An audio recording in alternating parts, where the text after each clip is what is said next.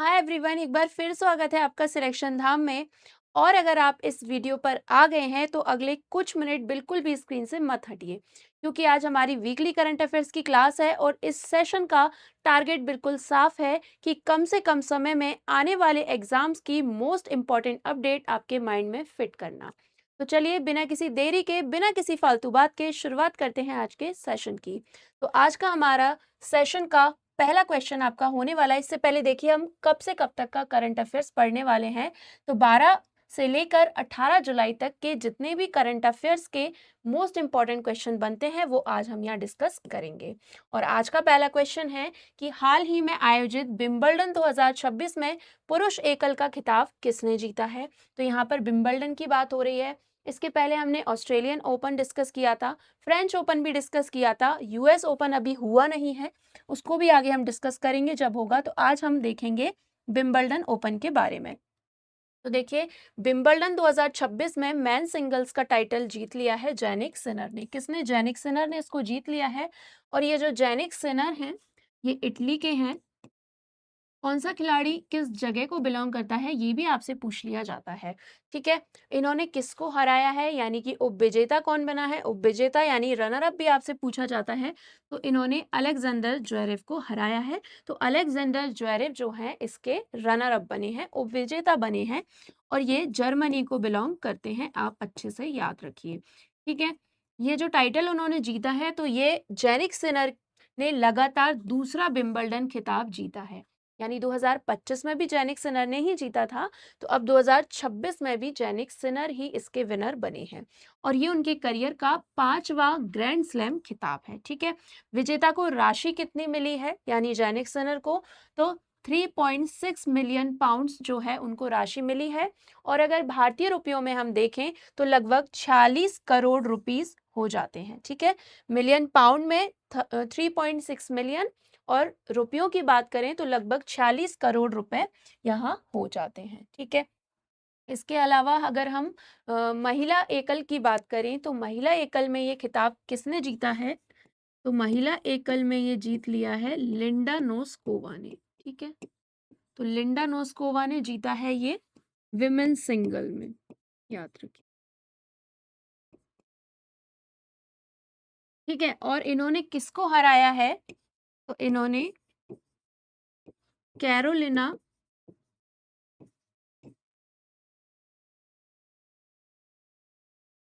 Muchova, इन्होंने Karolina Muchova को हराया है। यानी कि कैरोलिना मुचोवा जो है वो रनर अप बनी है। ठीक है, और लिंडा नोस्कोवा जो है विनर बनी है। ठीक है, और ये कहाँ की है, तो ये चेक रिपब्लिक की है लिंडा नेस्कोवा। और जो कैरोलिना मुचोवा है वो भी चेक रिपब्लिक की है, जिन्होंने विमेन सिंगल्स का टाइटल जीता है। तो यहाँ आपके ये दोनों कवर हो चुके हैं। ठीक है, विंबलडन पुरुष एकल चैंपियनशिप की हम 2025 की बात करें तो जैनिक सिनर ही रहे हैं। ठीक है, क्योंकि उनके करियर का ये दूसरा लगातार खिताब मिला है उनको। और 2024 में कार्लोस अल्काराज जो कि स्पेन के हैं, उन्होंने ये खिताब जीता था। तो आपसे 2 साल पुराने भी पूछ लिए जाते हैं, तो वो हमने यहाँ पर डिस्कस कर लिए हैं। ठीक है, ये विंबलडन का कौन सा संस्करण था, तो ये 139वां संस्करण था। और इसका आयोजन कहाँ किया गया, तो इसका आयोजन लंदन में किया गया। ठीक है, आप नाम से भी देख सकते हैं। कब से कब तक, तो ये 29 जून से लेकर 12 जुलाई तक इसका आयोजन किया गया। ठीक है, किस सतह पर किया गया, तो ये ग्रास कोर्ट पर खेला जाता है, हमने लास्ट टाइम देखा था। ठीक है, हमने ये भी देखा था कि पूरे विश्व में जो ग्रैंड स्लैम होते हैं, जो टेनिस टूर्नामेंट होते हैं, वो 4 होते हैं और साल में एक बार होते हैं। तो हमने लास्ट टाइम भी देखा था, एक बार फिर मेरे साथ रिवाइज कीजिए कि सबसे पहले जो शुरुआत हुई थी 1877 में विंबलडन की ही हुई थी। ठीक है, जो कि ग्रास कोर्ट पर खेला जाता है और एकमात्र टेनिस चैंपियनशिप है जो कि ग्रास कोर्ट पर खेली जाती है। तो याद रखिए कि विंबलडन है। ठीक है, इसके बाद किसकी शुरुआत हुई थी, इसके बाद शुरुआत हुई थी आपकी 1881 में यूएस ओपन की। ठीक है, जो अभी नहीं खेला गया है और ये हार्ड कोर्ट पर खेला जाता है। फिर शुरुआत हुई आपकी फ्रेंच ओपन की, जो कि हो चुका है 1891 में, ये क्ले कोर्ट पर खेला जाता है। इसके बाद आता है आपका ऑस्ट्रेलियन ओपन, जो कि हार्ड कोर्ट पर खेला जाता है। 1905 में की शुरुआत हुई थी, ठीक है। लेकिन इसका क्रम किस तरीके से है, ये खेला किस तरीके से जाता है, तो पहले ऑस्ट्रेलियन ओपन होता है, फिर फ्रेंच होता है, फिर विंबलडन होता है, फिर यूएस होता है। तो ये तीनों तो हो चुके हैं और हमने डिस्कस भी कर लिए हैं। अब होगा आपका यूएस ओपन। तो आपको सिर्फ इतना सा याद रखना है, AFWU, ऑस्ट्रेलियन, फ्रेंच, विंबलडन और यूएस, ये बस 4 आपको याद रखना है। ये किस तरीके से होते हैं और कौन कौन से कोर्ट पर खेले जाते हैं। विंबलडन ग्रास कोर्ट पर खेला जाता है, फ्रेंच ओपन क्ले कोर्ट पर खेला जाता है, बाकी जो ऑस्ट्रेलियन और यूएस ओपन है वो हार्ड कोर्ट पर खेले जाते हैं। इनसे क्वेश्चन आपके बनते हैं, इसीलिए हमने यहाँ डिस्कस किया। नेक्स्ट क्वेश्चन है, मियावाकी मेथड का उपयोग करके 1 घंटे में 3.6 लाख से अधिक पौधे लगाकर गिनीज वर्ल्ड रिकॉर्ड कहाँ बनाया गया है। तो ये गिनीज वर्ल्ड रिकॉर्ड बनाया गया है गुजरात में, गुजरात के ही गांधीनगर में 3.6 लाख पौधे लगाकर रिकॉर्ड बनाया गया, ठीक है। तो आप देख सकते हैं ये पौधे लगाए गए हैं 3.61 लाख, ठीक है। तो ये पौधे लगाए गए हैं और गिनीज वर्ल्ड रिकॉर्ड बनाया गया है, ठीक है। और इस अभियान का उद्देश्य क्या है, तो ग्रीन कवर बढ़ाना, क्लाइमेट चेंज से लड़ना और पर्यावरण संरक्षण को बढ़ावा देना इसका उद्देश्य है, ठीक है। ये रिकॉर्ड किसके द्वारा शुरू किया गया, तो ये अहमदाबाद म्युनिसिपल कॉरपोरेशन के द्वारा इसकी शुरुआत की गई और इसमें 25,000 से अधिक वॉलंटियर्स और वहाँ के जो लोकल लोग थे, स्थानीय लोग थे, उनकी भी इसमें भागीदारी रही है। तो उन लोगों ने ही मिलकर 3.61 लाख से अधिक पौधे लगाए हैं, किस मियावाकी मेथड का यूज करके, ठीक है। और ये जो प्लांटेशन ड्राइव है, एक पेड़ माँ के नाम अभियान, एक कैंपेन है, उसके तहत आयोजित की गई थी, जिसे हमने लास्ट क्लास में डिस्कस किया था। अब बात कर रहे हैं हम यहाँ पे मियावाकी मेथड की। तो मियावाकी मेथड क्या होता है, तो देखिए मियावाकी मेथड जो है एक जापानीज पद्धति है पौधारोपण की, ठीक है। जिसमें बहुत ही कम जगह में, जस्ट लाइक आपके घर के पीछे अगर थोड़ी सी भी जगह है तो उतनी ही कम जगह में बहुत तेजी से उगने वाले स्वदेशी प्लांट लगाए जाते हैं और इतना घना इन्हें लगाया जाता है कि एक डेंस फॉरेस्ट बनकर तैयार हो जाता है। यानी कि बहुत कम जगह में तेजी से उगने वाला डेंस फॉरेस्ट तैयार करना, एक सघन जंगल तैयार करना, तो वो होता है आपका मियावाकी मेथड। इसे विकसित किसने किया था, तो एक जापानीज बॉटनिस्ट हैं जिनका नाम है अकीरा मियावाकी। क्या नाम है, अकीरा मियावाकी। उन्होंने इस पद्धति को विकसित किया था, ठीक है।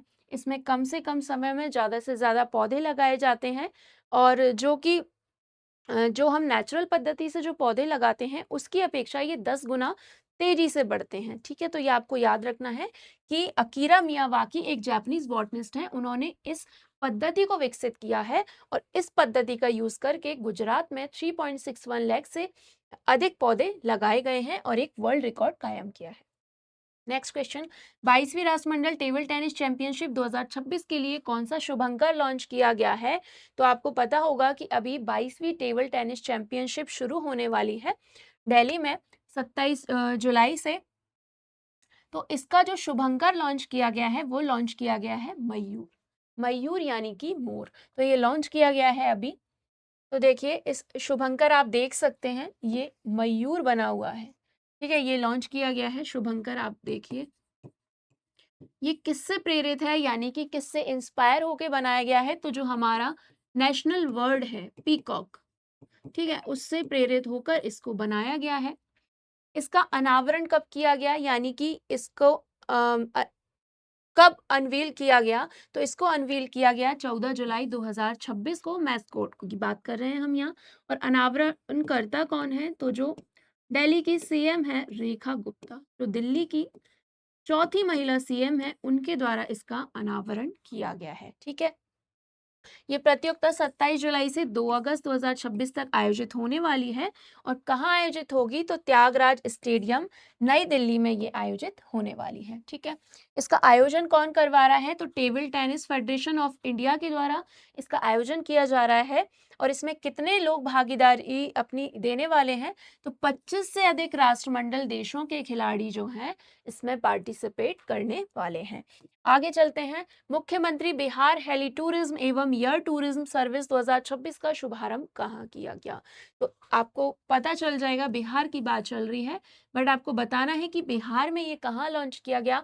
पटना, गया, दरभंगा या मधुबनी में? तो ये बिहार के पटना में ये स्कीम शुरू की गई है। ठीक है, तो इस स्कीम की शुरुआत कब हो गई है? 12 जुलाई 2026 को इसकी शुरुआत हो गई है। और कहाँ पर? पटना में। ठीक है, और ये किसकी संयुक्त पहल है, यानी किसका जॉइंट इनिशिएटिव है?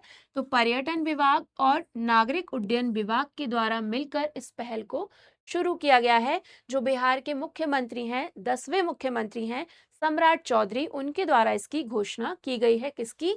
हेली टूरिज्म और एयर टूरिज्म सर्विस स्कीम की। ठीक है, तो ये क्या है हेली टूरिज्म? तो देखिए, सड़क मार्ग से घंटों का सफर हेलीकॉप्टर द्वारा कुछ मिनटों में पूरा किया जा सकता है, क्योंकि बहुत दुर्गम रास्ते होते हैं वहां पर, हर कोई नहीं जा पाता है। तो सड़क मार्ग से जो घंटों का सफर होता है उसको हेलीकॉप्टर के माध्यम से पूरा किया जा सकता है। ठीक है, जो वहाँ हेलीकॉप्टर से जाते हैं तब वहाँ के शहरों, जंगलों और पहाड़ों को ऊपर से देखने का आपको बहुत ही शानदार एक्सपीरियंस भी मिलेगा। इसके अलावा जो दुर्गम धार्मिक या प्राकृतिक स्थल हैं, उन स्थलों तक बिना किसी शारीरिक थकान के आसानी से पहुंचा जा सकता है, क्योंकि कई मंदिर वगैरह ऐसी पहाड़ियों पर स्थित होते हैं जिन तक पहुंचना बहुत मुश्किल होता है। तो आप हेलीकॉप्टर के माध्यम से अब वहां जा पाएंगे। बिहार के पटना में इसकी शुरुआत हुई है। ठीक है, हाल ही में महिला समृद्धि योजना का नया नाम क्या रखा गया है? तो महिला समृद्धि योजना का नाम बदल दिया गया है और इसका नाम रखा गया है दिल्ली लक्ष्मी योजना। ठीक है, तो देखिए, दिल्ली लक्ष्मी योजना इसका नया नाम हो गया है और आपसे पूछा जा सकता है कि किसका नाम है? तो महिला समृद्धि योजना का नाम बदल कर दिया गया है। इसमें होगा क्या? तो इसमें हर महीने, लेकिन सिर्फ दिल्ली की महिलाओं के लिए जो दिल्ली में लगभग 10 वर्ष तक रह चुकी हैं और जिनके परिवार की आय लगभग 2.5 से 3 लाख के बीच होनी चाहिए, इससे ज्यादा नहीं होनी चाहिए, उन महिलाओं को अब 2500 रुपए हर महीने उनके अकाउंट में दिए जाएंगे। ठीक है, तो ये प्रति महीने उनके अकाउंट पर आएंगे।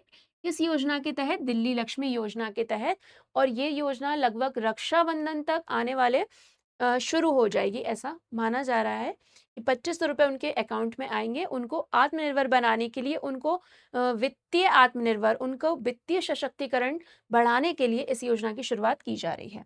ठीक है, तो अभी कई जगहों के नाम बदले गए हैं, हम हर बार देखते हैं, लास्ट क्लास में भी देखे थे, अभी आगे देखते हैं। तो देखिए, अभी जलालाबाद एक यूपी की एक तहसील है, उसका नाम बदलकर परशुरामपुरी कर दिया गया है, या भगवान परशुरामपुरी कर दिया गया है, क्योंकि ऐसा माना जाता है कि भगवान परशुराम का जन्म वहीं हुआ था। ठीक है, एक भदरसा कस्बा है, उसका नाम बदलकर भरतनगर कर दिया है। एक अयोध्या का ये कस्बा है, इसका नाम भरतनगर या भरत कुंड कर दिया गया है।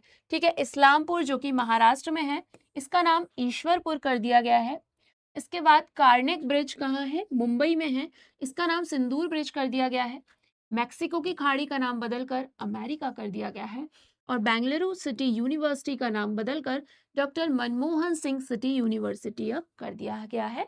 तो ये आपको अच्छे से याद रखने हैं। आगे चलें तो हाल ही में पश्चिम बंगाल में 16 अगस्त को किस दिवस के रूप में मनाने की घोषणा की गई है? तो अभी तक जो पश्चिम बंगाल है वहां पर 16 अगस्त को खेला होवे दिवस मनाया जाता है। ठीक है, ये डे मनाया जाता था अभी तक पश्चिम बंगाल में, लेकिन अब 16 अगस्त से वहां पर इस दिन की बजाय आयुष्मान दिवस मनाया जाएगा। ठीक है, आपको याद रखना है कि वहां के जो नए मुख्यमंत्री हैं शुवेंदु अधिकारी जी, उन्होंने इसकी घोषणा की है कि अब खेला होवे दिवस की जगह आयुष्मान दिवस मनाया जाएगा। ठीक है, इसकी घोषणा देखिए शुभेंदु अधिकारी जी के द्वारा की गई है। इस दिन को आयुष्मान भारत प्रधानमंत्री जन आरोग्य योजना के बारे में जागरूकता फैलाने और नागरिकों को स्वास्थ्य बीमा योजनाओं का लाभ दिलाने के लिए मनाया जाएगा। यानी कि आयुष्मान भारत योजना और स्वास्थ्य बीमा योजनाओं का लाभ देने के लिए ये सेलिब्रेट किया जाएगा। ठीक है, और पश्चिम बंगाल आखिरी राज्य है जिसने आयुष्मान भारत योजना को अपना लिया है। ठीक है, आयुष्मान भारत योजना जो है झारखंड से ये शुरू हुई थी। कब? 2018 में पीएम मोदी के द्वारा इसको लॉन्च किया गया था और पश्चिम बंगाल आखिरी राज्य है जिसने इस योजना को अपना लिया है। ठीक है, सरकार का मानना है कि इस तारीख को स्वास्थ्य जागरूकता से जोड़कर एक सकारात्मक संदेश दिया जा सकता है। ठीक है, अभी तक खेला होवे दिवस मनाया जाता था, उसका उद्देश्य था कि लोगों को खेल से अधिक जोड़ना, लेकिन अब स्वास्थ्य जागरूकता से जोड़कर एक सकारात्मक संदेश देना इसका उद्देश्य है। ठीक है, बात करें तो पहले इस दिन तृणमूल कांग्रेस के द्वारा खेला होवे दिवस मनाया जाता था। 2021 में इसकी शुरुआत की गई थी और जब तक वहां पर ममता बनर्जी की सरकार थी वो उन्होंने आयुष्मान भारत योजना को नहीं अपनाया था। लेकिन अब आपको पता है कि ममता बनर्जी का खेला हो चुका है, अब वो राजनीति में नहीं खेल पाएंगी, इसीलिए अब शुवेंदु अधिकारी जी ने इसको यानी आयुष्मान भारत योजना को अपना लिया है। ठीक है, आगे चलते हैं। डॉक्टर अनिल मेनन ने किस संस्था के अंतरराष्ट्रीय अंतरिक्ष स्टेशन यानी आईएसएस मिशन के तहत अंतरिक्ष के लिए उड़ान भरी है? ठीक है, तो आपसे पूछा गया है अनिल मेनन ने किस संस्था के अंतरराष्ट्रीय अंतरिक्ष स्टेशन यानी इंटरनेशनल स्पेस स्टेशन मिशन के तहत अंतरिक्ष के लिए उड़ान भरी है? ठीक है, तो इन्होंने नासा के इंटरनेशनल स्पेस स्टेशन के तहत उड़ान भरी है। तो देखिए इंटरनेशनल स्पेस स्टेशन क्या होता है उसको पहले हम समझते हैं। तो इंटरनेशनल स्पेस स्टेशन पृथ्वी की सबसे निचली सतह में तैरने वाली एक मानव निर्मित प्रयोगशाला और एक आवासीय स्थल है जो मानव के द्वारा निर्मित एक सबसे बड़ी अंतरिक्ष में बनाई गई वस्तु है। और ये सिर्फ एक आवासीय स्थल नहीं है वैज्ञानिकों के लिए, बल्कि उनके द्वारा अनुसंधान यानी कि रिसर्च भी यहीं की जाते हैं। तो वैज्ञानिकों का आवास स्थल तो ये है ही, इसके अलावा उनका अनुसंधान केंद्र भी है इंटरनेशनल स्पेस स्टेशन। देखिए अभी तक ये जो इंटरनेशनल स्पेस स्टेशन है ये 5 देशों के द्वारा मिलकर बनाया गया है। कौन कौन से? ठीक है, एक तो नासा मतलब स्पेस एजेंसीज के द्वारा बनाया गया है 5। एक तो है आपकी नासा, ये अमेरिका की है। ठीक है, इसके बाद फिर आती है जाक्सा, तो ये जापान की है। फिर आपका आ जाएगा रोस्कोमोस जो कि रशिया की है। फिर आ जाता है आपका कनाडा, सीएसए जिसको बोलेंगे सीएसए, तो ये कनाडा की है। देन इसके बाद आपका आ जाता है एसा ईएसए जो कि यूरोप की है। तो ये 5 देशों ने 5 स्पेस एजेंसी ने मिलकर इंटरनेशनल स्पेस स्टेशन को विकसित किया था। भारत के पास अभी तक अपना इंटरनेशनल स्पेस स्टेशन नहीं है, लेकिन ऐसा माना जा रहा है कि 2035 तक भारत अपना इंटरनेशनल स्पेस स्टेशन तैयार कर लेगा। ठीक है, तो ये आप देख सकते हैं ये अनिल मेनन जी हैं और ये ही इंटरनेशनल स्पेस स्टेशन गए हैं। ठीक है, किस संस्था का नाम क्या है? तो नासा नाम है। ठीक है, और अंतरिक्ष के लिए किस स्टेशन के लिए उड़ान भरी है? तो इंटरनेशनल स्पेस स्टेशन।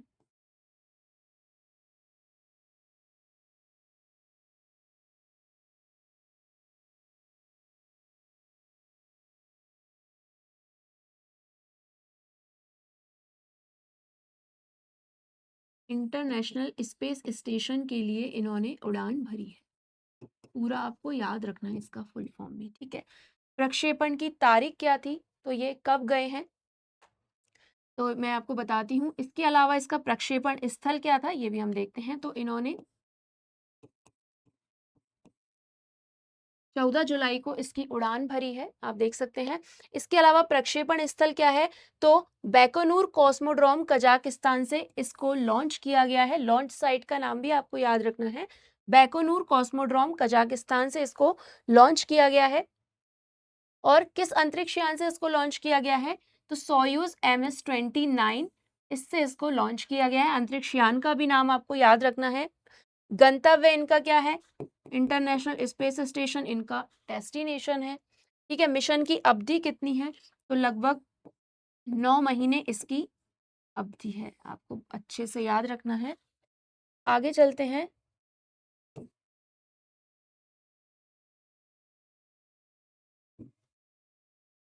देखिए, ये इनकी वापसी कब होने वाली है, तो लगभग अप्रैल 2027 में ये वापस आएंगे। काफी लंबा टाइम ये लेने वाले हैं।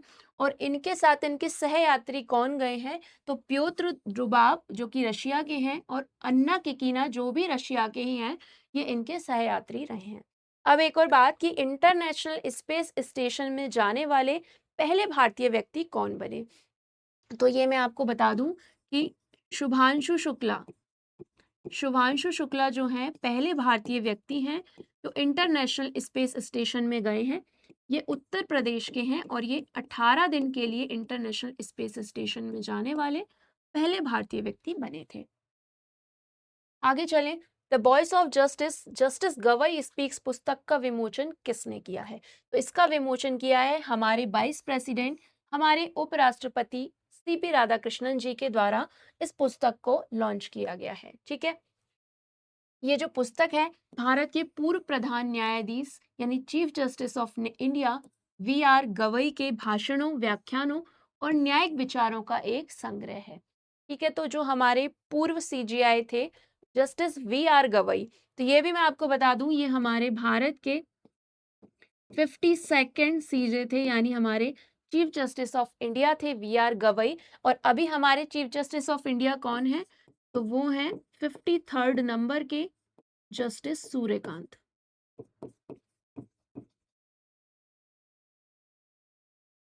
ठीक है, याद रखना है आपको। ठीक है, फिर इस पुस्तक का संपादन और प्रकाशक कौन है, तो संपादन इसका किया है थॉमसन संपादन इसका किया है professor doctor S Shiv Kumar ने। और इसका प्रकाशन किसके द्वारा किया गया है, तो थॉमस राइटर्स ने कॉमनवेल्थ लीगल एजुकेशन एसोसिएशन के सहयोग से मिलकर इसका प्रकाशन किया है। तो आपको याद रखना है कि इस पुस्तक को लॉन्च किसके द्वारा किया गया, इस पुस्तक का नाम, इस पुस्तक का संपादन किसने किया है, इस पुस्तक का प्रकाशन किसने किया है, और ये जो पुस्तक है वो किसके ऊपर बेस्ड है। ये सारी चीजें याद रखनी है। तो देखिए आप कि इस पुस्तक को एक महत्वपूर्ण संवैधानिक दस्तावेज माना गया है, एक इम्पॉर्टेंट कॉन्स्टिट्यूशनल डॉक्यूमेंट माना गया है, जो अनुभव, संवैधानिक अनुशासन और सार्वजनिक जिम्मेदारी से जुड़ी न्यायिक सोच को दर्शाता है, जो कि जस्टिस गवई के ऊपर आधारित है। हाल ही में देश की पहली स्पेस एक्सप्लोरेशन गैलरी कहाँ स्थापित की गई है, तो ये हमारे मध्य प्रदेश की राजधानी भोपाल में स्थापित की गई है। देश की पहली है तो काफी इम्पोर्टेंट है। तो देखिए कहाँ भोपाल में स्थापित की गई है और इसका उद्घाटन किसके द्वारा किया गया है, तो इसका उद्घाटन किया गया है गजेंद्र सिंह शेखावत जी के द्वारा, जो कि हमारे संस्कृति और पर्यटन मंत्री हैं। ये इनके द्वारा इसका उद्घाटन किया गया है। और इसमें कौन उपस्थित रहा, तो हमारे मध्य प्रदेश के जो सीएम है मोहन यादव जी, वो भी यहाँ उपस्थित रहे। तो इन दोनों ने मिलकर इसका उद्घाटन किया है। ठीक है, इसको जो इस किस संस्था के द्वारा इसको विकसित किया गया है, तो राष्ट्रीय विज्ञान संग्रहालय परिषद के द्वारा इसको विकसित किया गया है। ठीक है, इसको तकनीकी सहयोग किसका प्राप्त हुआ है, तो नेहरू विज्ञान केंद्र मुंबई का इसका जो तकनीकी सहयोग है वो प्राप्त हुआ है। इसके सहयोग से इन्होंने इसका निर्माण किया है देश की पहली स्पेस एक्सप्लोरेशन गैलरी। ठीक है, इसका उद्देश्य क्या है, तो लोगों में विज्ञान के प्रति रुचि एवं वैज्ञानिक सोच को बढ़ावा देना और भारत की जो अंतरिक्ष उपलब्धियां हैं और ब्रह्मांड संबंधी जो ज्ञान का प्रसार करना है। तो जो अंतरिक्ष की उपलब्धियां हैं या ब्रह्मांड संबंधी जो ज्ञान है वो लोगों को उपलब्ध कराना इसका उद्देश्य है। ठीक है, तो ये जो गैलरी है इसमें आपको क्या एक्सपीरियंस करने को मिलेगा वो भी हम देखते हैं।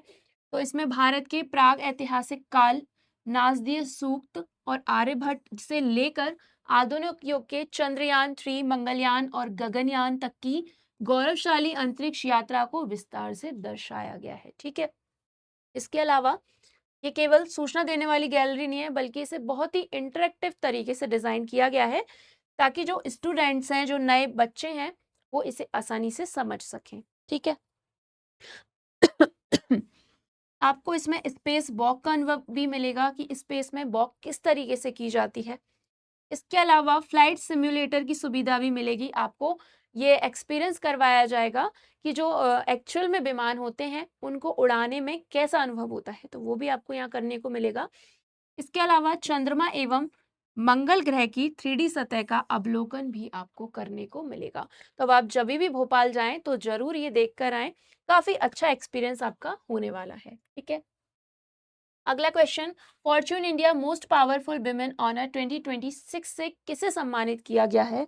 तो इसे सम्मानित किया गया है, तो नीता अंबानी जी को इससे सम्मानित किया गया है। ठीक है, तो जो रिलायंस इंडस्ट्रीज, रिलायंस फाउंडेशन की फाउंडर एंड चेयरपर्सन जो है नीता अंबानी, उनको जुलाई 2026 में Fortune India most powerful women honour से सम्मानित किया गया है। ठीक है, और ये सम्मान उन्हें क्यों दिया गया? तो leadership, institutional building institution building और इंक्लूसिव डेवलपमेंट में उनके योगदान के लिए मुंबई महाराष्ट्र में आयोजित फॉर्च्यून इंडिया MPVW इवेंट में प्रदान किया गया है। तो आपको याद रखना है कि ये नीता अंबानी जी को दिया गया है। भारत की पहली हाइड्रोजन रेलगाड़ी नमो ग्रीन रेल किस मार्ग पर चलेगी? तो पहले तो आपको याद रखना है कि ये भारत की हाइड्रोजन ट्रेन है, जिसे क्या नाम दिया गया है? नमो ग्रीन रेल। आपसे पूछा जाएगा कि जो भारत की पहली हाइड्रोजन ट्रेन चली है उसको किस नाम से जाना गया है, तो किस नाम से? नमो ग्रीन रेल के नाम से जाना गया है। और ये किस मार्ग पर चलने वाली है? तो ये हरियाणा की जींद से सोनीपत के बीच तक यहाँ पर चलने वाली है। ठीक है, तो देखिए भारत की पहली हाइड्रोजन ट्रेन है और ये भारत की पहली स्वदेशी हाइड्रोजन ट्रेन है। ये आपको याद रखना है क्योंकि ये भारत में विकसित की गई है।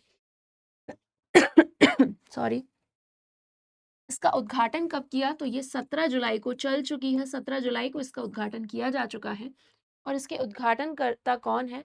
तो वो है हमारे prime minister mister Narendra Modi ji, इनके द्वारा इसका उद्घाटन किया गया है।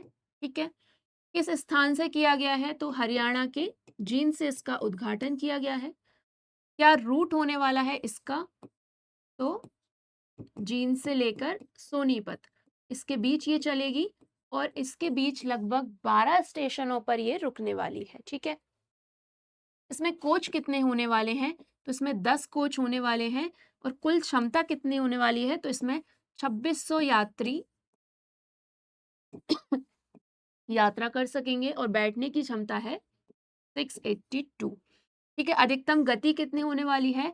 तो 75 किलोमीटर प्रति आवर इसकी स्पीड होने वाली है। कम है क्योंकि ये हाइड्रोजन से चलने वाली है और ये धुआं नहीं बल्कि एक वाटर वेपर रिलीज करेगी क्योंकि ये हाइड्रोजन से चलने वाली है। इस रूट की कुल लंबाई कितनी है? तो 89 किलोमीटर का ये पूरा रूट होने वाला है, जींद से लेकर सोनीपत तक का। ठीक है, और एक बात याद रखिए कि ये जो ट्रेन चलाई गई है इसमें कोच 10 हैं और 2600 यात्री इसमें बैठ सकते हैं। तो अभी तक दुनिया की सबसे ज्यादा कोच और सबसे अधिक क्षमता वाली ये हमारी हाइड्रोजन ट्रेन होने वाली है, भारत की हाइड्रोजन ट्रेन नमो ग्रीन। ठीक है, तो आप याद रखिए ये इस फैक्ट को। ठीक है, तो आगे चलें तो इस हाइड्रोजन ट्रेन परियोजना का डिजाइन या विकास इंटीग्रल कोच फैक्ट्री चेन्नई में किया गया है। तो इसीलिए मैंने आपको बोला था कि ये जो हाइड्रोजन ट्रेन है स्वदेशी है क्योंकि इसका विकास चेन्नई में किया गया है। देखिए अभी तक जो हाइड्रोजन ट्रेन थी मात्र 4 ही देशों के पास थी, जर्मनी, जापान, अमेरिका और चाइना। ठीक है, इन 4 देशों के पास थी। तो भारत अब विश्व में 5वां देश बन गया है जो हाइड्रोजन ट्रेन संचालित करने वाला है और सबसे अधिक कोच और सबसे अधिक क्षमता वाली हाइड्रोजन ट्रेन ये बन गई है। ठीक है, ये सभी फैक्ट्स आपको याद रखने हैं। हाल ही में सर्वोच्च न्यायालय ने CBSE को तीसरी भाषा किस कक्षा से शुरू करने का सुझाव दिया है? तो देखिए 3 लैंग्वेज पॉलिसी थी जो CBSE के द्वारा इसका आदेश दिया गया। इसका नेशनल एजुकेशन पॉलिसी 2020 के तहत ये किया गया था कि बच्चों को अब 3 लैंग्वेज सीखनी होंगी, 2 अपनी स्थानीय भाषाएं या स्वदेशी भाषा होगी और 1 लैंग्वेज होगी वो विदेशी भाषा उनको सीखनी होगी। तो CBSE ने कहा है कि ये जो 9वीं क्लास से अभी तक सिखाई जा रही थी इसको अब 5वीं या 6वीं से कर दिया जाए। तो ये सर्वोच्च न्यायालय ने आदेश दिया है। क्यों दिया है? तो केंद्र सरकार ने कहा है कि इससे बोर्ड परीक्षा वाले, केंद्र सरकार से कहा गया है कि बोर्ड परीक्षा वाले साल में छात्रों पर मानसिक तनाव बढ़ता है और अदालत का मानना है कि छोटी कक्षाओं में बच्चे नई भाषा जल्दी से सीख सकते हैं, क्योंकि 9th-10th का टाइम होता है, बच्चों के बोर्ड्स एग्जाम होते हैं, तो उनको अपने सब्जेक्ट्स भी पढ़ने हैं, फिर इसके बाद ये लैंग्वेज भी पढ़नी है, तो काफ़ी ज़्यादा उन पर लोड पड़ता है।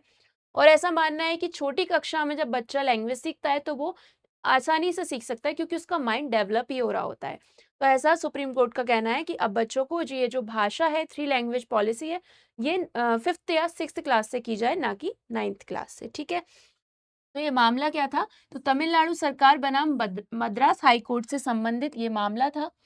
और सीबीएसई की अभी तक वर्तमान नीति यही थी कि 3 लैंग्वेज नीति के तहत 9वीं कक्षा के छात्रों को 3 भाषाएं पढ़नी होती थी, जिसमें 2 लैंग्वेज आपकी हिंदी इंग्लिश होती थी यहाँ, या जो स्थानीय भाषा होती थी वो, और एक कोई भी विदेशी लैंग्वेज हो सकती है, संस्कृत हो सकती है या कोई और अन्य लैंग्वेज। तो अब इसको 5वीं 6वीं क्लास से शुरू करने की बात कही गई है। हाल ही में मध्य प्रदेश से पहली अंतर्राष्ट्रीय उड़ान किस शहर से शुरू हुई है? तो अभी तक जो हमारे इंदौर से ये शुरू हुई है। इंदौर से अभी तक डोमेस्टिक फ्लाइट तो चलती थी, मतलब जाती थी, लेकिन अब इंटरनेशनल फ्लाइट भी अब इंदौर से जाने वाली है। तो इसकी उड़ान इंदौर शहर से हुई है, पहली उड़ान ये भर चुका है। ठीक है, तो मध्य प्रदेश के इंदौर से पहली अंतर्राष्ट्रीय उड़ान की शुरुआत हो चुकी है। मध्य प्रदेश में एयरपोर्ट कौन सा है? तो देवी अहिल्याबाई होलकर अंतर्राष्ट्रीय हवाई अड्डा इंदौर से इसकी उड़ान हुई है। ठीक है, और डॉक्टर मोहन यादव जी ने इसको हरी झंडी दिखाई है, जो हमारे सीएम है। और ये जो सेवा है किसके द्वारा शुरू की गई है? तो एयर इंडिया एक्सप्रेस वे के द्वारा एयर इंडिया एक्सप्रेस के द्वारा इसकी शुरुआत की गई है। मार्ग का क्या होने वाला है? तो इंदौर से लेकर आबू धाबी तक अब आप जा सकते हैं। ठीक है, और ये यात्रा कितने टाइम की होने वाली है? तो लगभग 3 घंटे 15 मिनट की ये यात्रा आपकी होने वाली है। ठीक है, आगे चलें। जुलाई 2026 में नई दिल्ली में बिम्स्टेक के राष्ट्रीय सुरक्षा प्रमुखों की 5वीं बैठक संपन्न हुई है। इस बैठक की अध्यक्षता किसने की है? तो बिम्स्टेक की यहाँ बात चल रही है, तो इसकी अध्यक्षता की है हमारे national security adviser Ajit Doval ji ने। ठीक है, तो ये 5वीं बैठक संपन्न हुई है बिम्स्टेक की, अजीत डोभाल जी ने इसकी अध्यक्षता की है। और इस बैठक में आतंकवाद, साइबर सुरक्षा और समुद्री सुरक्षा जैसे मुद्दों पर चर्चा की गई है। ठीक है, बिम्स्टेक की बात कर रहे हैं, तो इसका फुल फॉर्म बहुत ज़्यादा इंपॉर्टेंट है, आप याद रखिए। The Bay of Bengal initiative for multi sectoral technical and economic corporation, ये बिम्स्टेक का फुल फॉर्म है, जो आपसे बार बार पूछा जाता है। ठीक है, तो जो बंगाल की खाड़ी के पास जो देश हैं, बंगाल की खाड़ी से जो लगे हुए देश हैं, उनका ये संगठन है। इसकी स्थापना 6 जून 1997 को हुई थी। मुख्यालय इसका ढाका बांग्लादेश में है। इसके सेक्रेटरी जनरल कौन है? तो इंद्रमणि पांडे, ये भारत के, इसीलिए ज़्यादा इंपॉर्टेंट हो जाते हैं। और इसमें 7 सदस्य देश हैं। कौन कौन से? बांग्लादेश, भूटान, भारत, नेपाल, श्रीलंका, म्यांमार और थाईलैंड। देखिए, मैं आपको इसकी एक ट्रिक बताती हूँ बिम्स्टेक की कंट्रीज याद रखने के लिए। तो ये है MBBS इन थाईलैंड। ठीक है, किस तरीके से? तो देखिए, M से आपका हो जाएगा म्यांमार, B से आपका हो जाएगा भूटान, B से हो जाएगा आपका बांग्लादेश। ठीक है, S से आपका हो जाएगा श्रीलंका, IN से हो जाएगा आपका इंडिया, सॉरी I से हो जाएगा आपका इंडिया, और N से हो जाएगा आपका नेपाल, और थाईलैंड आपका हो ही गया। तो इस तरीके से आप इस ट्रिक के माध्यम से बिम्स्टेक की कंट्रीज का नाम कंट्रीज याद रखते हैं, MBBS इन थाईलैंड। ठीक है, नेक्स्ट क्वेश्चन। जुलाई 2026 में अंतर्राष्ट्रीय क्रिकेट परिषद की नवगठित गवर्नेंस रिव्यू कमेटी के नए अध्यक्ष कौन बने हैं? तो ये बन गए हैं ऑप्शन ए देवजीत सैकिया। तो देवजीत सैकिया जो है, इंटरनेशनल क्रिकेट काउंसिल की जो नई अभी गठित की गई है गवर्नेंस रिव्यू कमेटी, उसके नए अध्यक्ष बन गए हैं। ठीक है, तो देवजीत सैकिया को आप देख सकते हैं, देवजीत सैकिया जी हैं। ठीक है, ये वर्तमान में कौन है? तो ये भारतीय क्रिकेट कंट्रोल बोर्ड यानी BCCI के सचिव भी हैं। ठीक है, हम BCCI की बात करें अगर, तो बीसीसीआई से आपके बहुत क्वेश्चन बनते हैं। तो बीसीसीआई की फुल फॉर्म में आपको बता दूं तो board of control for cricket in India. ठीक है, इसकी स्थापना कब हुई थी? तो 1928 में इसकी स्थापना हुई थी। इसका हेडक्वार्टर है मुंबई में। ठीक है, इसके आपने सचिव तो देख ही लिए हैं, सचिव कौन है? तो ये आप देख सकते हैं, देवजीत सैकिया जी जो हैं वो बीसीसीआई के सचिव हैं। इसके अलावा हम अध्यक्ष की बात करें, प्रेसिडेंट की बात करें,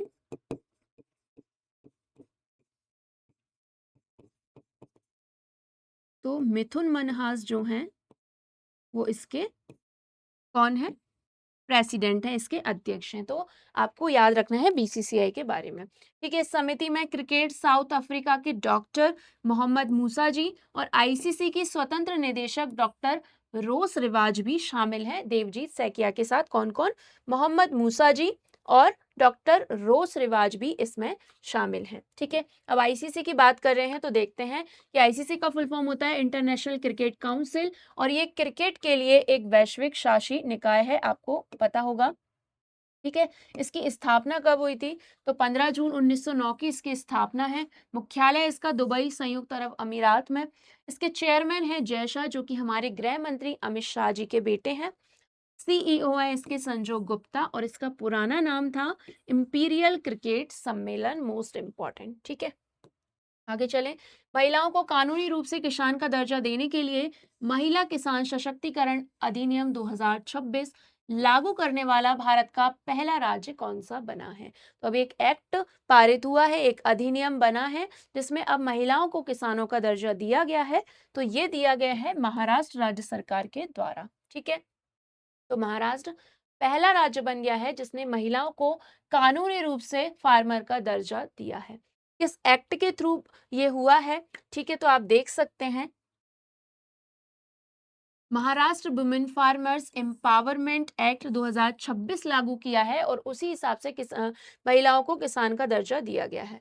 ये जो कानून है उसमें महिलाओं को कृषि से जुड़े राइट्स, गवर्नमेंट स्कीम्स और फाइनेंशियल फैसिलिटीज तक समान पहुंचे सुनिश्चित करने के उद्देश्य से बनाया गया है।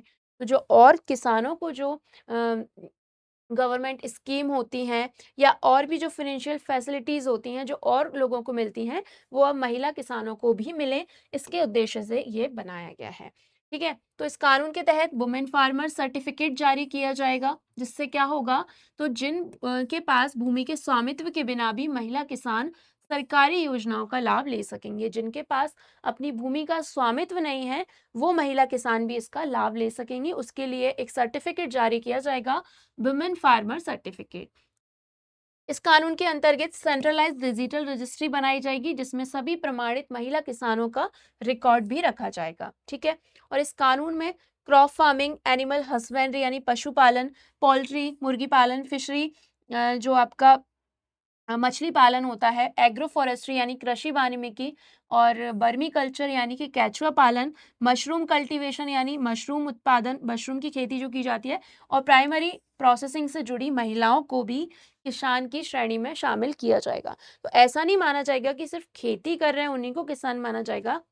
आप पोल्ट्री करते हैं, आप फिशरी करते हैं, आप वर्मी कल्चर को अपनाते हैं, तभी भी आपको किसान, महिला किसान ही माना जाएगा। इस श्रेणी में शामिल किया गया है। जुलाई 2026 में जारी ब्रांड फाइनेंस इंडिया 100 2026 रिपोर्ट के अनुसार भारत का सबसे मूल्यवान टायर ब्रांड कौन सा बना है? तो भारत का सबसे मूल्यवान टायर ब्रांड बन गया है इस रिपोर्ट के अनुसार एमआरएफ टायर। MRF tyre. ठीक है, तो एक रिपोर्ट प्रस्तुत की गई है, ब्रांड फाइनेंस इंडिया 100 2026 रिपोर्ट। उसके अनुसार ही भारत का सबसे मूल्यवान और सबसे मजबूत टायर बन गया है आपका एमआरएफ। ठीक है, एमआरएफ को 863 यूएस मिलियन डॉलर की ब्रांड वैल्यू मिली है। तो इस ब्रांड वैल्यू के साथ देश के शीर्ष यानी कि देश के टॉप 50 सबसे मूल्यवान ब्रांडों में शामिल किया गया है एमआरएफ को, एमआरएफ को। ठीक है, इसको विश्व स्तर पर भी प्रसिद्धि मिली है। तो देखिए, एमआरएफ को दुनिया का तीसरा सबसे मजबूत टायर ब्रांड भी घोषित किया गया है। ठीक है, यानी टॉप 3 में आता है ये। और जो प्रमुख भारतीय ब्रांड हैं जैसे सीएट और अपोलो टायर्स, उन्होंने भी जो दुनिया के सबसे 10 मोस्ट पावरफुल जो ब्रांड है, टायर ब्रांड है, उनमें अपनी जगह बना ली है। ठीक है, तो ये आपको याद रखना है। आगे चलें तो हाल ही में लॉन्च किया गया ईवीएसपी पोर्टल का पूरा नाम क्या है? ठीक है, तो इस पोर्टल का नाम है इलेक्ट्रॉनिक विधि साहित्य प्रकाशन पोर्टल। फुल फॉर्म्स आपको याद रखने हैं क्योंकि कई बार पूछे ही जाते हैं। एक ना एक क्वेश्चन तो आपको हर आपकी देखने को ही मिलेगा हर एक एग्जाम में। तो इसका नाम है इलेक्ट्रॉनिक विधि साहित्य प्रकाशन पोर्टल। ठीक है, इसका पूरा नाम हमने देख लिया है। इसको लॉन्च किसके द्वारा किया गया? तो जो हमारे मंत्री जी हैं, अर्जुन राम मेघवाल,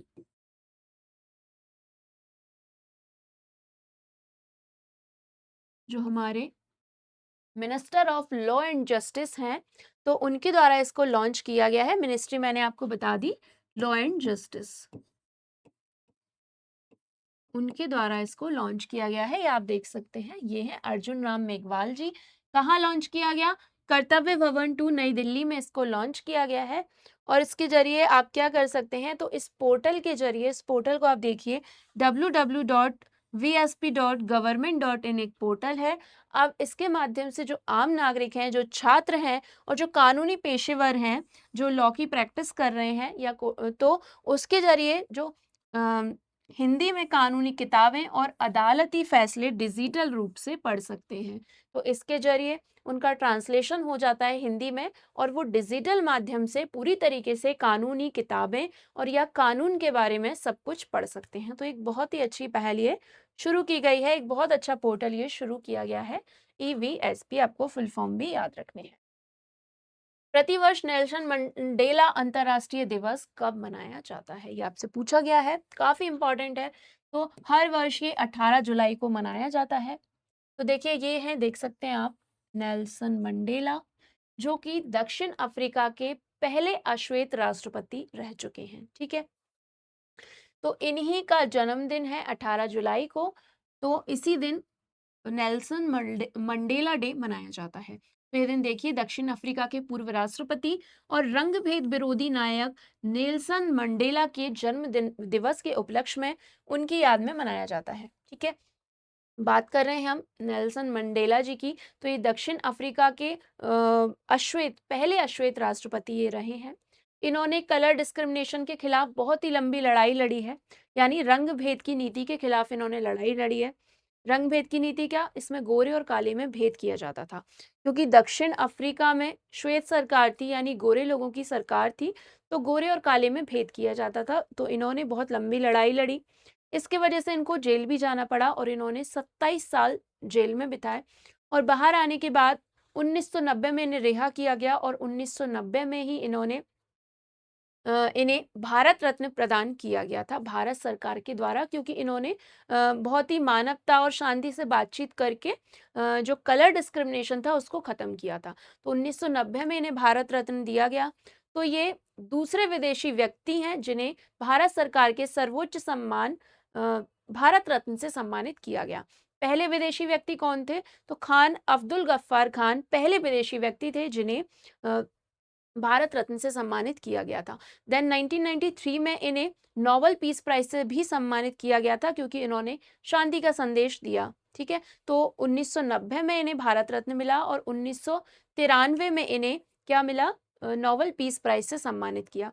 इन्हें अफ्रीका का गांधी भी कहा जाता है। क्यों? क्योंकि इन्होंने अहिंसा के रास्ते को अपनाकर ये कलर डिस्क्रिमिनेशन को खत्म किया और आज़ादी इससे दिलवाई, इसीलिए इन्हें अफ्रीका का गांधी भी बोला जाता है। तो ये जितने भी फैक्ट्स हैं ना, आपको बहुत अच्छे से याद रखने हैं। ठीक है, संयुक्त राष्ट्र द्वारा ये डे घोषित किया गया है। तो इस दिवस का मुख्य उद्देश्य है लोगों को समाज सेवा के लिए प्रेरित करना। ठीक है, तो इस दिन लोग मंडेला द्वारा मानवता के लिए 67 वर्षों के योगदान के सम्मान में 67 वर्षों तक दूसरों की मदद या समाज सेवा करते हैं। तो लोगों को बोला जाता है कि आप 67 मिनट्स समाज की सेवा करें, लोगों की हेल्प करें, क्योंकि उन्होंने 67 वर्ष अपना योगदान दिया है मानवता की, समाज की सेवा में। नेल्सन मंडेला की बात करें तो इनका पूरा नाम था नेल्सन रोली हलाहला मंडेला, और ये दक्षिण अफ्रीका से थे। इनका जन्म 18 जुलाई 1918 को हुआ, इसीलिए डे मनाया जाता है। और इनकी मृत्यु हुई 5 दिसंबर 2013 को। ठीक है, तो ये आपको अच्छे से याद रखना। आगे चलते हैं। देखिए, आज का हमारा आखिरी क्वेश्चन है कि जुलाई 2026 में पृथ्वी विज्ञान मंत्रालय के नए सचिव के रूप में किसे अपॉइंट किया गया है? तो ये अपॉइंट किया गया है option D doctor Srinivas Kumar ji को। डॉक्टर श्रीनिवास कुमार तुमल्ला जी को किसका पृथ्वी विज्ञान मंत्रालय के नए सचिव के रूप में अपॉइंट किया गया है? ये आप देख सकते हैं, डॉक्टर श्रीनिवास कुमार जी ये हैं और इन्हें पृथ्वी विज्ञान मंत्रालय का नया सचिव अपॉइंट किया गया है। ठीक है, और ये उन्हें 2 वर्षों के लिए अपॉइंट किया गया है, 2 वर्षों का उनका कार्यकाल है। इससे पहले वो कौन थे? तो इससे पहले वे यूनेस्को के हिंद महासागर सुनामी चेतावनी प्रणाली के प्रमुख रह चुके। ठीक है, तो आपको अच्छे से याद रखना है।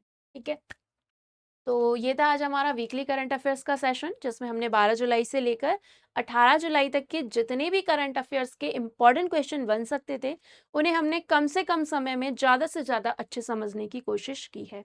तो अब बस इस क्लास के आप अच्छे से नोट बना लीजिए और उनको रेगुलर रिवाइज करते रहिए, क्योंकि रिवीजन ही एक ऐसी चीज़ है जो आपको जल्दी सिलेक्शन दिलाती है।